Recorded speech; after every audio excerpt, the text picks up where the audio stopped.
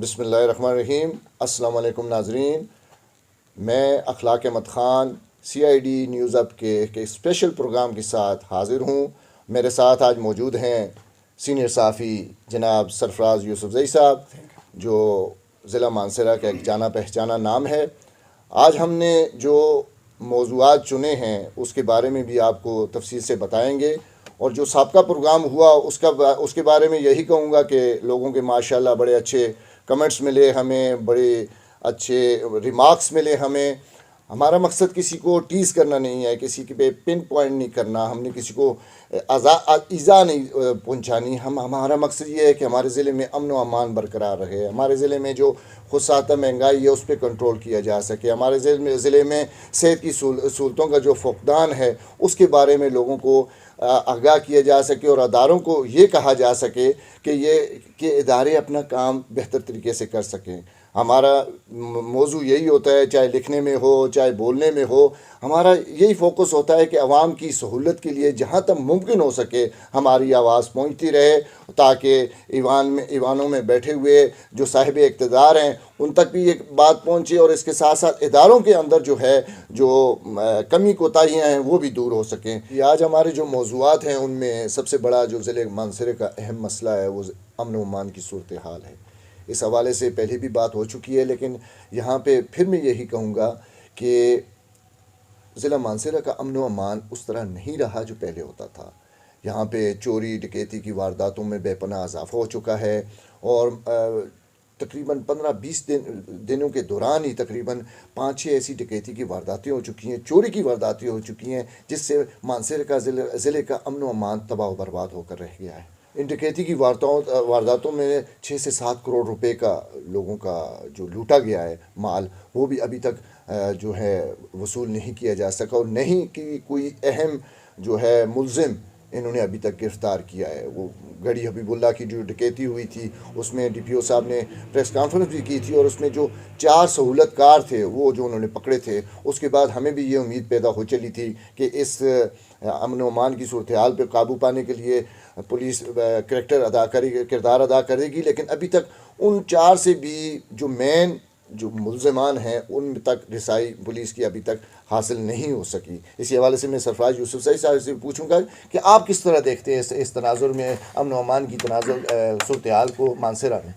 شکریہ اخلاق احمد خان صاحب، اور میں CID کا بھی شکریہ ادا کرتا ہوں کہ آج مجھے موقع دیا ہے کہ مانسہرہ میں جو امن و امان کے حوالے سے کوئی اپنا جو خیال ہے اس کے حوالے سے ہم بات کریں۔ پہلی بات تو یہ ہے صدر صاحب کہ بدقسمتی سے ہمارا ضلع مانسہرہ میں مختلف قسم کے لوگ آئے اور آباد ہوئے۔ جرائم میں بے پناہ اضافہ ہو چکا ہے، جس طرح آپ نے ابھی پہلے فرمایا کہ تقریباً 6-7 کروڑ روپے کی ڈکیتی ہو گئی، چوریاں ہو گئی، اور ابھی تک کوئی ملزم ٹریس نہیں ہوا۔ اگر کوئی گرفتار ہوا ہے وہ بھی سہولت کاروں میں سے ہیں۔ جی جی۔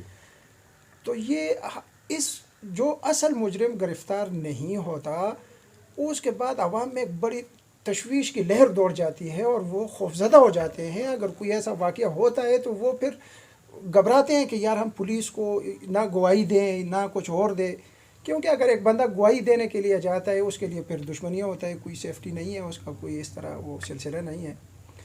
دوسری بات یہ ہے کہ SHOs کو تبدیل کرنے سے حالات پر قابو نہیں پایا جا سکتا جب تک افسر مضبوط فیصلہ نہ کرے اور وہ خود اس چیز کی نگرانی نہ کرے، تو ایک بندہ یا وہ اس چیز پہ نہیں کر سکتا۔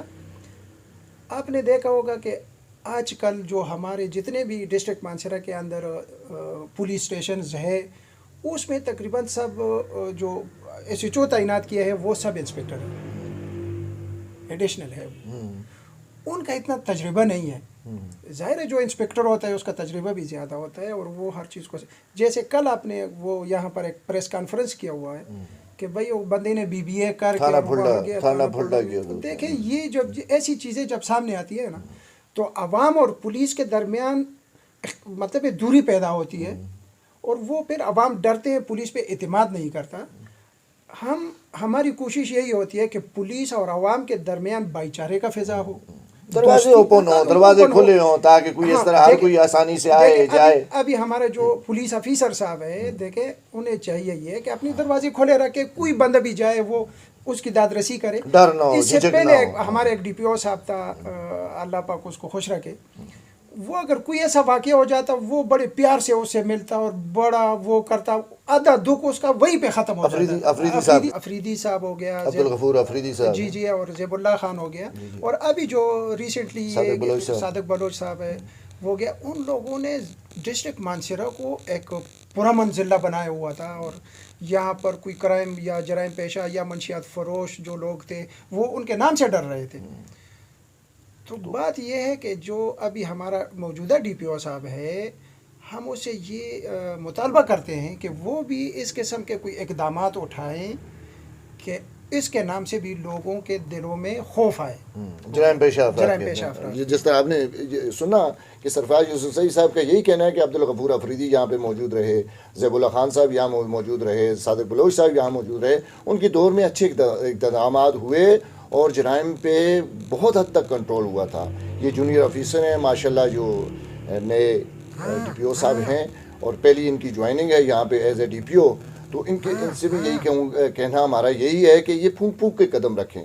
انہوں نے آگے زندگی کے بہت سے مراحل طے کرنے ہیں، تو پھونک پھونک کے قدم رکھیں، اور خاص کر یہ ایس ایچ اوز کے تبادلوں میں، اور اسی طرح ہر تھانے پہ چیک اینڈ بیلنس رکھیں، ہر تھانے میں خود جائیں، وزٹ کریں، اور ان کو الرٹ کریں کہ ٹیم جب بھی پولیس آفیسر جو بھی آتا ہے وہ اپنی ٹیم ایسی منتخب کرتا ہے کہ اسی ٹیم کی کارکردگی کی بنا پر ڈی پی او کا بھی نام ہوتا ہے اور سب تھانوں کا بھی نام ہوتا ہے. جرائم کے حوالے سے یہی کہوں گا کہ جہاں تک ممکن ہو سکے ان پہ قابو پانے کی ضرورت ہے، امن و امان کی صورتحال بہتر کرنے کی ضرورت ہے. اس وقت سخت تشویش لوگوں میں پائی جاتی ہے، اور یہاں پہ میں نے یہ بھی دیکھا کہ اس دن بھی میں نے بتایا تھا کہ لوگ کئی محلے ہمارے ایسے ہیں کہ جہاں پہ نوجوانوں نے خود رات کو جاگ کر اور ڈیوٹی دے کر اپنے محلوں کے لیے انہوں نے ڈیوٹیاں شروع کر دی ہیں، کہ ان کا یہی کہنا ہے کہ ہمیں اب چوری کا بھی اندیشہ رہتا ہے، ڈکیتی کا بھی اندیشہ رہتا ہے، اور ہم یہاں پر خود اپنے جو گلی محلوں کی حفاظت کے لیے رات کو جاگ کر پہرا دیتے ہیں. اس کے ساتھ ساتھ ہمارے جو ایک دوسرے موضوع کی طرف ہم آئیں گے تو وہ صحت کے حوالے سے ہے. سرفراز یوسف زئی صاحب، میں یہی کہوں گا کہ صحت کی سہولیات کا بھی یہاں بڑا فقدان پایا جاتا ہے، اور صحت کی سہولیات کا میں اس طرح کہوں گا کہ ہمارا سب سے بڑا جو مین جو کنگ عبداللہ ٹیچنگ ہاسپٹل ہے، اس سے کئی علاقے یہاں پہ پورا ضلع انکلوڈیڈ بٹگرام، ضلع تورغار، اور یہاں پورے اتنے بڑے آبادی کے لیے ایک یہ کنگ عبداللہ ڈیپینڈ کرتا ہے. لیکن کنگ عبداللہ ٹیچنگ ہسپتال کا اب بھی یہی مسئلہ ہے کہ وہ ایک سیم لائک ایز اے وہ ڈاکخانہ بنا ہوا ہے، کہ یہاں پہ جو بھی مریض آتا ہے، اللہ نہ کرے کوئی سیریس کرٹیکل کنڈیشن میں جو بھی مریض یہاں پہ پہنچتا ہے اسے فی الفور یہاں سے ایبٹ آباد ریفر کر دیا جاتا ہے، یو میڈیکل کمپلیکس میں ریفر کر دیا جاتا ہے، یا کسی دوسرے اسپتال میں ریفر کر دیا جاتا ہے. یہ سب سے بڑا المیہ ہے اس اخلاق صاحب، آپ نے بڑی زبردست بات کی صحت کے حوالے سے، اور جب یہ ہاسپٹل منظور ہوا تھا تو ہم لوگ بہت خوش ہو رہے تھے کہ ہمارے ڈسٹرکٹ مانسیرہ میں کنگ عبداللہ ہاسپٹل بڑا زبردست ہاسپٹل ہوگا اور بہت اچھا علاج ہوگا، اور یہاں ہر قسم مرض کا علاج ہوگا. آپ نے دیکھا ہوگا 2005 کے زلزلے میں ہمارا ہاسپٹل تباہ ہو گیا تھا. اس وقت کے ایم ایس نے بہت کم وہ سسٹم میں پورے ہاسپٹل کو چلائے. ابھی آپ کا ہاسپٹل بھی تیار ہے، مکمل ہے، ہر چیز ہے، لیکن افسوس یہ ہے نااہلی ہے. جو ایڈمنسٹریشن والا سسٹم ہے وہ کمزور ہے، نااہل ہے. اگر یہاں پر جو جس طرح سابقہ تھے ہمارے ایم ایس، اگر اس طرح اس میں کوالٹی ہوتی تو یقین کرے کہ جس طرح آپ نے کہا کہ کوستان سے بھی یہاں پر مریض آتے ہیں، اور یہاں پر آپ نے وہی بات کہی کہ ڈاکخانہ بنا ہوا ہے، معمولی سے ایکسیڈنٹ کے مریض یہاں سے فارورڈ کر لیتے ہیں، ابتباد کر لیتے ہیں، وہ بیچارہ راستے میں دم توڑ لیتے ہیں. ابھی تو میں یہی کہہ رہا ہوں، آپ کی بات کو میں آگے کروں گا کہ کنگ عبداللہ اسپتال کو بہتر بنانے کی ضرورت ہے. یہاں پہ جب بھی ہماری وہ ایم ایس صاحب سے بات ہوئی ہے، انہوں نے ڈاکٹروں کی کمی کا رونا رویا ہے، اور انہوں نے کہا کہ ہمیں پورا اسٹاف نہیں ملتا، پیرامیڈکس کی کمی ہے، ڈاکٹرز کی کمی ہے، جس کی وجہ سے ایمرجنسی میں کوئی مریض آتا ہے تو وہاں پہ فوری طور پر ڈاکٹر موجود نہیں ہوتا، یا وہ اتنے پروفیشنل نہیں ہوتے کہ وہ اس بندے کو وہیں پہ. اور سب سے بڑی چیز انہوں نے جو مجھے بتائی کہ یہاں پہ وہ جدید مشینری کا فقدان ہے. تو یار بھائی آپ ڈیمانڈ کریں نا، صوبائی گورنمنٹ سے ڈیمانڈ کریں، وفاق سے ڈیمانڈ کریں، اس ہسپتال کو چلانے کے لیے جہاں تک ممکن ہو سکے. ہماری ایڈمنسٹریشن بیٹھی ہوئی ہے، اس کو کہیں کہ یار یہاں پہ اگر مشینیں نہیں ہیں تو کیوں نہیں ہیں. یہاں پہ مریض ہمارے 18 لاکھ آبادی کا ہمارا یہ ضلع ہے، اس کے ساتھ بٹگرام لگا یہ تو لیں، صرف آپ کا ضلع مانسہرہ 18 لاکھ یہی کہہ رہا ہوں، ذرا تورغان لگا لیں، ذرا بٹگرام لگا لیں، ذرا کوہستان لگا دیں، وہاں سے جب مریض آتے ہیں تو کہ شنگلے سے بھی لوگ یہاں پہ سارا بوجھ اس اسپتال پہ پڑتا ہے۔ لیکن یہاں پہ ہمیشہ یہی رونا رویا جاتا ہے کہ ہمارے پاس ڈاکٹرز نہیں ہیں، ہمارے پاس پیرامیڈکس اسٹاف نہیں ہے، ہمارے پاس جدید مشینری نہیں ہے، آلات نہیں ہے، حتیٰ کہ انکلوڈیڈ وہ آکسیجن کی بھی کمی ہے، یہاں پہ وہ آکسیجن سلنڈر تک موجود نہیں ہوتا۔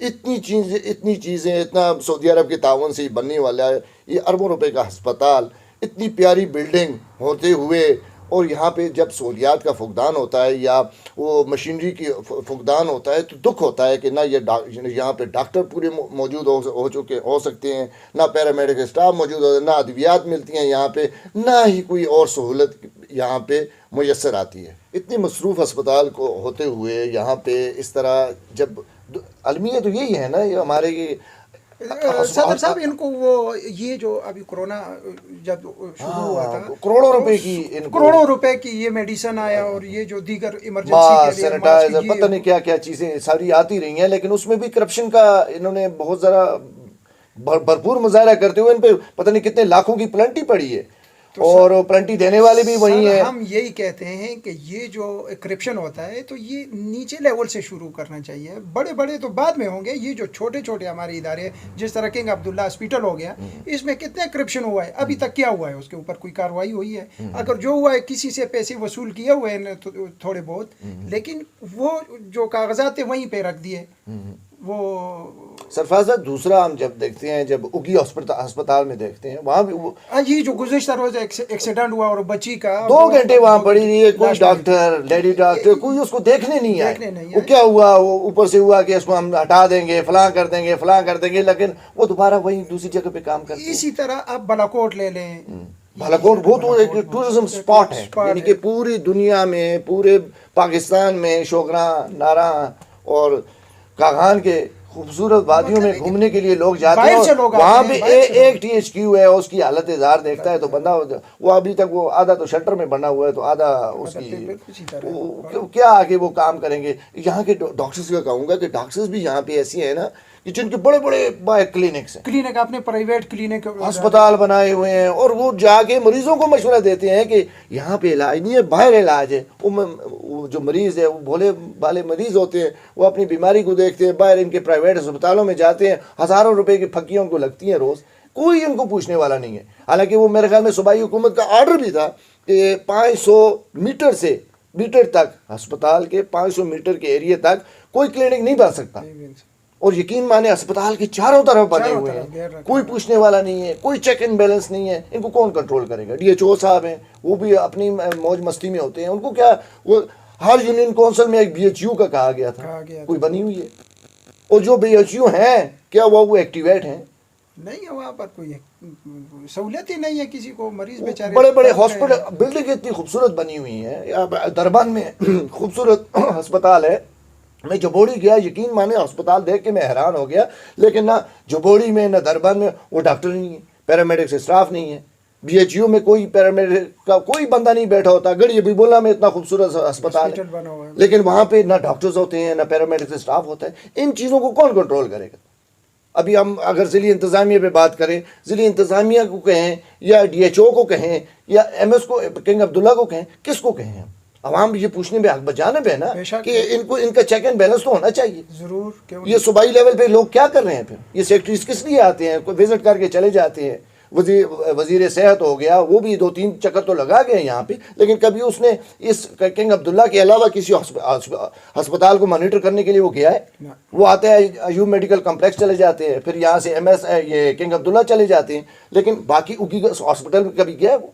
اسی طرح کبھی بالاکوٹ کے اسپتال میں کیا ہے، گڑی ببولا کے اسپتال، بفا میں کتنا خوبصورت اسپتال ہے، لیکن وہاں بھی وہی ڈاکٹروں کی کمی کا رونا، وہی پیرامیڈکس کا رونا، ہر بی ایچ یو میں پیرامیڈکس کا رونا، ادویات کا نہ ہونا۔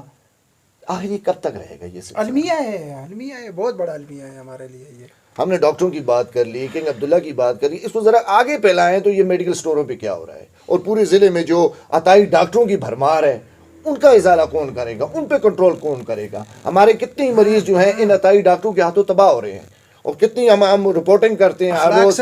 اخلاق صاحب بات یہ ہے جو بدقسمتی ہے ہمارے لوگوں کی، اس وقت جو ڈرگ انسپیکٹر صاحب ہے یا اس کے ماتحت ہے، ان لوگوں نے مختلف میڈیکل سٹور جو ہیں ان سے 1,60,000 روپے 2 سال کے لیے لیتے ہیں، وہ لائسنس دیتے ہیں. وہ اس لیے دیتے ہیں کہ وہ لوگ جو ہے وہ ٹریننگ شدہ نہیں ہے، وہ ڈاکٹر نہیں ہے، وہ عطائی ڈاکٹر ہے. وہ تمام میڈیسن جتنے بھی ہیں ان کے میڈیکل جو سائیڈ ایریے ہیں وہاں پر میں نے وزٹ بھی کیے ہیں اور میرے پاس پروف بھی ہے. اگر کوئی مانگتا بھی ہے تو میرے ساتھ جائیں، میں نشاندہی بھی کر سکتا ہوں. وہ جو عطائی ڈاکٹر ہے وہ 20 روپے کی جو نیٹ کی دوائی ہے وہ 80 روپے 70 روپے 100 روپے 120 روپے میں فروخت کرتے ہیں. اور وہ چیزیں میرے پاس موجود بھی ہے کہ بھائی یہ دیکھیں یہ ہمارا ڈرگ انسپیکٹر ہے یا ڈی سی صاحب ہے یا اے سی صاحبان ہے یا ہمارے ڈی ایچ او صاحب ہے، ان لوگوں نے بالکل کبوتر کی طرح کے بند کر رکھی ہوئی ہے. یہ کوئی پوچھنے کوئی چیک اینڈ بیلنس نہیں ہے. حالانکہ ڈپٹی کمشنر صاحب خود ماشاءاللہ ڈاکٹر ہیں، وہ سارے معاملات کو سمجھتے بھی ہیں. جب یہ تعینات ہوا تھا تو ہمارے لوگ بڑے خوش تھے کہ بھائی وہ خود ڈاکٹر ہے اور کم از کم یہ محکمہ صحت جو ہے کم از کم اس میں کچھ نہ کچھ تبدیلی لائیں گے، یہ بہتر بنائیں گے. ڈی ایچ او کی نااہلی کہیں، ڈی ایچ او کو کہیں، ایم ایس کے کہیں، یار یہ بات یہ ہے کہ دونوں افسران ہیں ہمارے. ایم ایس تو ہو گئے، کنگ عبداللہ تک محدود ہو گئے، لیکن یہ عطائی ڈاکٹروں کی ضلع بھر میں جو بھرمار ہے اس حوالے سے کہہ رہا ہوں. اس میں ڈرگ انسپیکٹر ہے، ایچ آر اے والے بھی ہیں کہ یہ جو پرائیویٹ کلینک بنے ہوئے ہیں وہاں پر باقاعدہ وہ علاج کرتے ہیں، وہ فیس لائسنس جو جاری کر رہے ہیں ان کو، کسی کے پاس لائسنس ہے بھی نہیں ہے. جیلی ادویات ہیں میڈیکل سٹوروں پہ، جیلی ادویات کی بھرمار ہے. جیلی ادویات ہے یا وہ دوسرے نیٹ کی ہے، یہ چیزیں ہیں. وہ مطلب ہے کہ جو جتنا ظلم ہو رہا ہے وہ مریض کے ساتھ ہو رہا ہے، مریض کے علاوہ کین کے ساتھ ہوتا ہے. وہ تو تجربہ بنی ہوئی ہے نا. وہ وقتی وہ ایج میڈیسن ان کو دیتے ہیں، وقتی انجیکشن لگا لیتے ہیں کہ وقتی اس کو آرام ہو جاتا ہے، لیکن اس کا نقصان مہینے بعد یا 2 مہینے یا 3 مہینے بعد جو اس کا ریزلٹ آتا ہے مریض کے لیے وہ بے انتہائی نقصان دہ ہوتا ہے. کیونکہ ایک مریض تو ایک تجربہ گاہ بنا ہوا ہے نا. یہ عطائی ڈاکٹروں کے ہاتھوں میں وہ ہر قسم کی میڈیسن اس پہ استعمال کرواتے، اس سے ٹھیک نہ ہوا تو اس سے ہو جائے گا، اس سے ٹھیک نہ ہوا تو اس سے ہو جائے گا. مطلب تجربے پراپر تشخیص نہیں ہوتی جس کی وجہ سے یہ مسائل کا سامنا کرنا پڑ رہا ہے. یہ جس طرح آپ نے کہا کہ عطائی ڈاکٹروں کی بھرمار ہے، اس کے ساتھ ڈرگ انسپیکٹر کی آپ نے وہ بتائی کہ یہ لائسنس کے حوالے سے بھی آپ بتا رہے تھے کہ آگے یہ ٹاؤٹ گیری والا کام بھی جاری ہے. یہ اس طرح اخلاق صاحب بات یہ ہے کہ ان لوگوں نے گلی محلوں میں اپنے ٹاؤٹ رکھے ہوئے ہیں. وہ ٹاؤٹ کے ذریعے میڈیکل سٹور والوں سے رابطے کرتے ہیں. وہ کہتے ہیں کہ بھائی آپ 1,60,000 روپے دو، 1.5 لاکھ دو، 1,40,000 روپے دو، ہم آپ کو لائسنس دیں گے. یہ لائسنس کے مد میں یہ اس طریقے سے لیتے ہیں. اور جس کے پاس مطلب یہ ہے کہ جس کے پاس میڈیکل سٹور ہے اس کا ذاتی لائسنس نہیں ہے. لائسنس آپ کا ہے، کام میں کر رہا ہوں. جی ہاں جی ہاں. مجھے الف بے کا نہیں پتا، کام میں کر رہا ہوں. میں فرسٹ کلاس وہ میڈیکل سٹور چلا رہا ہوں. میں دن کو 4,000 5,000 روپے کماتا ہوں.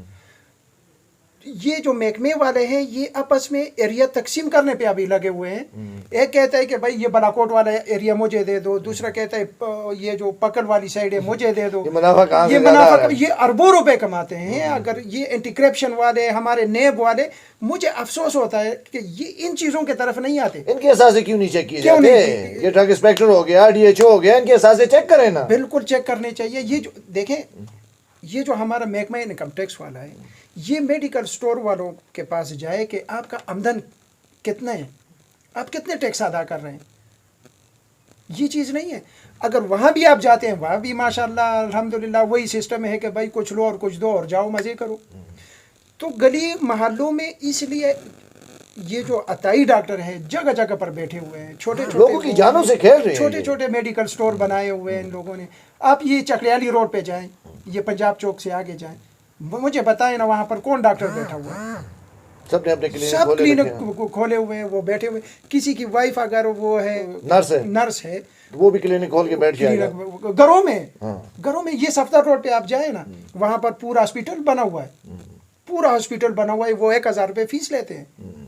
کوئی لائسنس نہیں ہے، کوئی چیز نہیں. وہاں مریضوں میں بچے آتی ہیں، خواتین آتی ہیں، یا سب فیمیل ہوتے ہیں وہاں پہ. اسی طرح بالاکوٹ میں جائیں، گڑی ابھی بلا میں جائیں، لسن نواب چلے جائیں، پورڑا چلے جائیں، خاکی چلے جائیں، خواجگان جائیں، شنکیاری. اتنا بڑا مافیا ہے. جتنا مافیا ہمارے یہ ہیلتھ ڈپارٹمنٹ میں ہے اتنا مجھے کسی اور میں نظر نہیں آ رہا. منافع کی شرح بھی یہاں میں کوئی بھی یاد نہیں ہے. دیکھیں میں نے آپ کو پہلے کہہ دیا نا کہ یہ جو میڈیسن ہے نیٹ کا یہ بھی انتہائی سستا ملتا ہے پشاور مردان اور لاہور اور راولپنڈی سے بے انتہائی سستا ملتا ہے. یہاں پر مریض کہتے ہیں جی میڈیسن مہنگی ہو گئی ہے. میڈیسن مہنگی نہیں ہوتی, میڈیسن وہی ہے. آپ آئیں میرے ساتھ, جائیں پشاور جائیں مردان جائیں, وہاں پر ایک سیرپ کی بوتل ہے وہ 20 روپے میں, یہاں وہی سیرپ کا بوتل جو ہے 80 روپے میں دیتے ہیں. جو جیسے کھانسی ہوتی ہے, میدے کی دوائی ہے, اس میں اور بایوکرین, دعا کرین, فلانا کرین, یہ ایک وہ ساشے ہے جو پانی میں ڈالتے ہیں گردوں کے لیے ہوتے ہیں, وہ وہاں ملتا ہے 40 روپے کا 10 پیکٹ پورا ڈبہ ہوتا ہے. وہ یہاں پہ فروخت کرتا ہے میڈیکل سٹور والا 280 روپے میں. کون پوچھے گا ان سے؟ اگر ڈرگ انسپیکٹر یا دوسرے تیسرے پوچھتے ہیں تو ان کو وہ معنی ختم ہو جاتا ہے. وہ پھر کہاں سے منتریاں ختم ہو جاتی ہیں, یہی چیز ہے, بھتے ختم ہو جاتے ہیں. یہ بھتے کہیں گے نا, ان کو کیا کہیں گے؟ یہ بہت بڑا مافیا ہے. اور میں یہ ریکویسٹ کرتا ہوں اپنا ڈی سی صاحب سے کہ وہ خود بھی ڈاکٹر ہیں اور اس چیزوں کو سمجھتے ہیں, وہ ان کو بلائیں اور ایک میٹنگ کریں, اس محکمے کو بلائے اور میٹنگ کرے کہ بھائی جہاں جہاں پر کتنا عرصہ ہوا ہے کسی سٹور کو سیل کیا ہوا ہے؟ نہیں کیا. سرفراز صاحب یہ دیکھیں, یہ تو بہت اوپر کی باتیں ہیں نا, یہ اس طرح کی اوپر کی باتیں کہ اس کو تو صوبائی حکومت کو ایکشن لینا چاہیے نا, اس پہ تو وہ وفاق کو ایکشن لینا چاہیے نا. ہمارے ڈی سی صاحب یا دوسرے تیسرے وہ تو بیچارے اس مافیا کے سامنے تو بے بس نظر آتے ہیں نا. دیکھیں وفاق ہے یا صوبائی حکومت ہے, ہمارے یہاں نمائندے موجود ہیں اور ان کو بھی پتہ ہے. یہ نہیں ہے کہ نہیں پتہ, ہمارے ایم این اے صاحب کو پتہ ہے, ہمارے ایم پی اے صاحب کو پتہ ہے, ہر چیز کا پتہ ہے. وہ نہیں جاتے, ان کو ہاسپٹل کا, کنگ عبداللہ ہاسپٹل کا نہیں پتہ ان کو کہ یہاں پر کیا حال ہے. کون ہے پوچھنے والا؟ اخلاق صاحب ہم یہ چاہتے ہیں کہ بھائی دیکھیں ہمارا جو ہیلتھ والا سلسلہ ہے یہ درست ہو جائے, غریب آدمی کو بر وقت فرسٹ ٹریٹ ملے. وہ تو میں آپ کو پہلے کہا وہ تجربہ گاہ بنی ہوئی ہے, جو بھی آتا ہے ہر قسم کی میڈیسن اس کو دیتا ہے, چاہے وہ جیلی ہے, وہ اصلی ہے, جیلی ہے, اس پہ تجربات ہوتے رہتے ہیں, اس پہ تجربات ہوتے رہتے ہیں. جو بڑے بڑے ڈاکٹر ہیں ہمارے, وہ آپ یقین کریں, میں آپ کو کیا بتاؤں, یہاں پر ایک ڈاکٹر ہے وہ کہتے ہیں مجھے وہ چیئر دے دے گھومنے والا, آپ جو میڈیسن کہیں گے وہ میں لکھوں گا.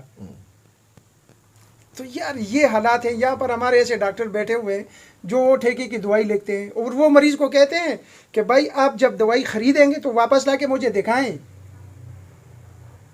اچھا, یہ ریپروں پہ دیکھا ہے میں نے, وہ جو اس کو ایکسپائری ڈیٹ کو بھی ختم کر دیتے ہیں, قیمتوں کا بھی پتہ نہیں کتنی دفعہ وہ چینج کر کے وہ خود سے لکھ دیتے ہیں. یہی تو المیہ ہے ہمارے لیے. تو کوئی کنٹرول کرنے والا نہیں, کوئی چیک اینڈ بیلنس نہیں, کوئی چیک اینڈ بیلنس نہیں. کون ہے پوچھنے والا؟ یہاں پر دیکھیں تنخواہیں کتنی لیتے ہیں, وہ لاکھوں روپے تنخواہیں لیتے ہیں. یہ اور علیحدہ جو کلینک کھلے ہوئے ہیں وہ علیحدہ ہیں. اب سرفراز صاحب ہم تیسرے اپنے اہم موضوع کی طرف آتے ہیں. آگے رمضان المبارک کی آمد کا سلسلہ بھی جاری ہے تو آنے والا ہے, تو وہاں پہ یہ سب سے بڑا جو مسئلہ یہاں درپیش ہوتا ہے وہ بجلی ہے. بجلی کی لوڈ شیڈنگ کا مسئلہ ہوتا ہے. بجلی کے مسائل کا شکار جو عوام ہے بھگت رہی ہے, ان چیزوں پہ ہم نے یہاں پہ اب فوکس کرنا ہے کہ یہاں پہ جو جس طرح میٹر لگتے ہیں, جس طرح آپ اخلاق بھائی آپ نے بڑا زبردست بات کر دی کہ ابھی رمضان مبارک آنے والا ہے اور محکمہ وابڈہ جس کو میں سفید ہاتھی کا لقب دے رہا ہوں, اس میں اتنا بڑا گپلے ہوتے ہیں کہ میں آپ کو یہ بتاؤں کہ جو غریب آدمی ایک میٹر لگاتا ہے تو لائن مین سے لے کر سپرڈنٹ اور دوسرے تیسرے تک وہ کبھی کوئی کہتا ہے 10,000 روپے دو اتنا تار دیں گے, کوئی کہتا ہے 15,000 دو اتنے دنوں میں لگائیں گے, جس کے پاس پیسے, جبکہ سرکاری اس کا جو فیس ہے میٹر کا 55 تقریباً اتنے لگ بھگ ہے. تو بدقسمتی سے ہمیں یہاں پر میٹر لگانے کے لیے بھی 3 مہینے 4 مہینے انتظار کرنا پڑتا ہے, اور جب تک آپ پیسے نہیں دیں گے تو آپ کا کام بالکل نہیں ہوتا. آپ کا یہ میٹر جو ہے وہ 1 سال. اور ظاہر ہے کہ ہمارے جب عمر ایوب صاحب آئے تھے کہ انہوں نے کہا تھا کہ اب تو آپ ایک کال کریں گے تو آپ کا میٹر بھی لگے گا, آپ کو کھمبا بھی ملے گا, تارے بھی ملیں گے. کیا ہے وہ ادارے؟ اس دن میں آپ کو ایک مزے کی بات بتاؤں کہ جب ہمارے وہ ہری پور پریس کلب کے صدر یہاں مانسرا آئے تو ان سے میں نے پوچھا کہ یار ہری پور کے آپ کے ابھی وہ ہیں منسٹر صاحب ہیں ابھی, تو انہوں نے کہا کہ یار وہ ہنس پڑے. انہوں نے کہا کہ صبح 9 بجے ہماری بجلی جاتی ہے اور 5 بجے ہماری شہر کی بجلی آتی ہے. ہر ہفتے میں 3 دن تو یہی کام لگا رہتا ہے. تو ایسے منسٹر صاحب کے آنے کا ہمیں فائدہ کیا ہوا ہے آپ بتا دیں نا. تو یہاں بھی یہی حال ہے. رمضان میں کیا ہوتا ہے, جب حکومت کی طرف سے اعلان ہوتا ہے, وزیر اعظم کی طرف سے اعلان ہوتا ہے کہ سحری اور افطاری کے وقت اور تراویح کے وقت بجلی نہیں جائے گی, اور یقین مانے ٹھیک اسی وقت جاتی ہے, چاہے وہ سحری کا وقت ہوتا ہے, چاہے وہ تراویح کا وقت ہوتا ہے, یا صبح جو فجر کی نماز کا وقت ہوگا اس وقت وہ بجلی بند ہو جاتی ہے. اور مزید کی بات یہ ہے کہ جو بل آتے ہیں اور بلنگ جسے کہتے ہیں, فرض کرے کہ وہ عمران خان نے یہ اعلان کیا ہوا تھا کہ بھائی 300 جب یونٹ کا بل آئے گا تو اس کی مثال میں آپ کو اس طرح دیتا ہوں کہ یہ ٹارگٹ ہوتا ہے ان کے پاس. اور اس میں سب سے بڑا جو ظلم سمجھتا ہوں نا کہ یہ کسی محکمے کو ٹارگٹ دینا ہے آپ نے. ان کو ہوتا ہے کہ سمجھ لیں میرے علاقے ہے, اس میں ان کو ٹارگٹ ہوتا ہے کہ 1 لاکھ یونٹ آپ نے پورے کرنے ہیں. 1 لاکھ اب اس جگہ پہ اس حلقے پہ 70,000 یونٹ ہیں, تو وہ پورے کیسے کریں گے؟